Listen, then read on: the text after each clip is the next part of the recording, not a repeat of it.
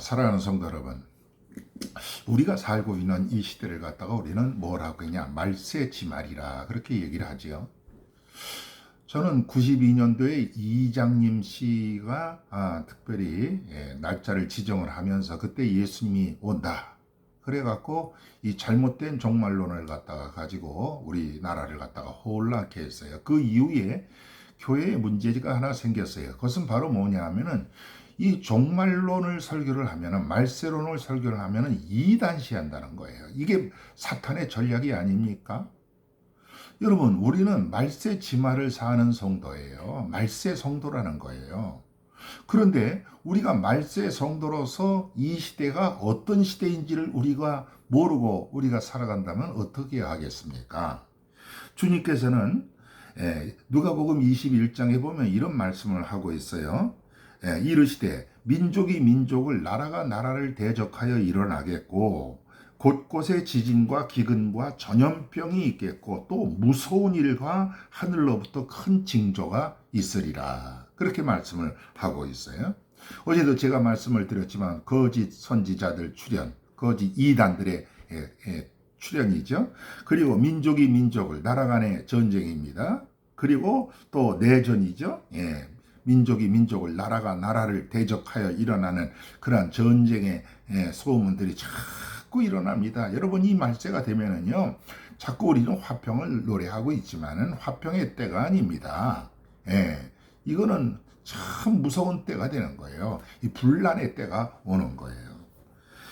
그리고 지진, 기근, 전염병, 이 전염병이 일어나겠고 무서운 일과 하늘로부터 큰 징조가 있으리라. 여러분, 이 징조라고 하는 것을 누가 알겠어요? 여러분들이 이 징조를 볼 수 있어야 되는 거예요. 여기 성경에도 뭐라고 얘기하고 있느냐 하면은 일월성신을 통해서 우리에게 징조를 보여주겠다. 일월성신. 그래서 여러분들이 하나님의 말씀 가운데서 이 세상이 돌아가는, 또 이 자연이 우리에게 주는 그 여러 가지 상황을 보면서 이 때를 여러분들이 잘 분별하는 것이 굉장히 중요하다는 사실을 우리가 깨달을 수가 있는 것이죠. 또 하나는 뭐냐 하면은 우리 그리스도인들이 세상 사람들에게 미움을 받는다는 겁니다. 어떤 사람들은 얘기하기를 우리가 뭐 잘못해서 미움을 받는다 그렇게 얘기하지만은, 물론 우리가 잘못한 거 있죠. 그렇죠? 그리스도인답게 살지 못한 그런 것이 우리의 잘못이 있을 수가 있습니다. 그러나 성경은 아예 단호하게 얘기합니다. 너희가 내 이름으로 말미암아 너희에게 손을 대어서 박해할 것이고 회당과 옥에 넘겨주게 될 것이고 임금들과 집권자들 앞에 끌려가는 날이 온다는 거예요. 여러분, 이 굉장히 중요한 얘기예요.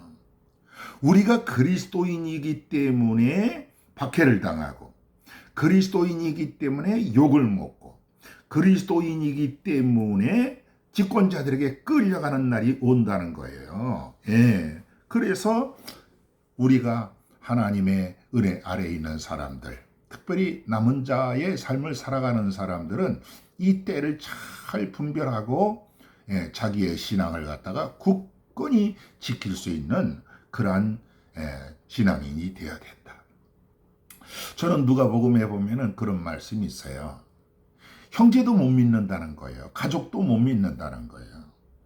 여기 누가복음 21장 16절에 보니까 심지어 부모와 형제와 친척과 벗이 너희를 넘겨주어서 너희 중에 몇을 죽이게 하겠다. 그러니까 우리의 가족조차도, 우리의 형제들조차도 우리가 그리스도인이라고 하는 사실 때문에 결국은 순교하는 일이 벌어지겠다. 그래서 17절에 이렇게 얘기하고 있어요. 또 너희가 내 이름으로 말미암아 모든 사람에게 미움을 받을 것이나 그러나 너희 중 머리털 하나도 상하지 아니하리라. 그러면서 아주 중요한 얘기를 해요. 그 말이 무슨 말씀이냐 하면은 너희의 인내로 너희의 영혼을 얻으라. 그렇게 얘기했어요. 그러니까 종말의 시대는 뭐냐? 인내를 가져야 된다. 인내. 여러분, 조그만 것 때문에 신앙을 포기하지 마세요. 뭐 세상의 매스컴이라든지 세상 사람들이 하는 얘기에 여러분들이 귀를 기울이고 그것에 의해서 여러분들이 그저 집안 구석에 숨어서 신앙생활하는 여러분, 그러한 연약한 자가 우리가 아님을 우리가 깨달아야 되는 거예요. 여러분, 우리는 신앙생활을 어떻게 해야 되느냐? 그럼에도 불구하고 신앙생활하는 사람, 그럼에도 불구하고, 예. 또 그럼에도 불구하고 우리는 더더욱 기도하는 사람들, 이게 우리 예수 믿는 사람들 아닙니까? 지금 우리의 믿음을 세상 사람들에게 보여줘야 될 때입니다.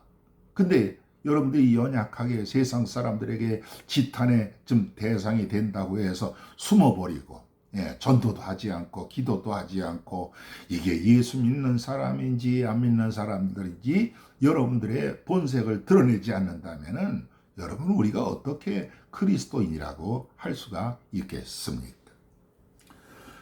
코로나가 잠잠해진 다음에, 어느 정도 위기가 극복된 다음에, 다급한 상황이 종료되고 나서 그때 가서 예배드리고 기도하겠다고요? 여러분, 순서가 잘못됐습니다. 순서가 잘못됐습니다. 코로나가 득세함에도 불구하고, 예, 이 위기가 극복되지 않음에도 불구하고, 다급한 상황이 지속됨에도 불구하고 우리는 하나님을 예배하고 하나님 앞에 기도하는 사람들, 그게 바로 우리 그리스도인의 삶임을 우리는 깨달아야 될 줄로 믿습니다. 말세에 뭘 본다고 그랬습니까?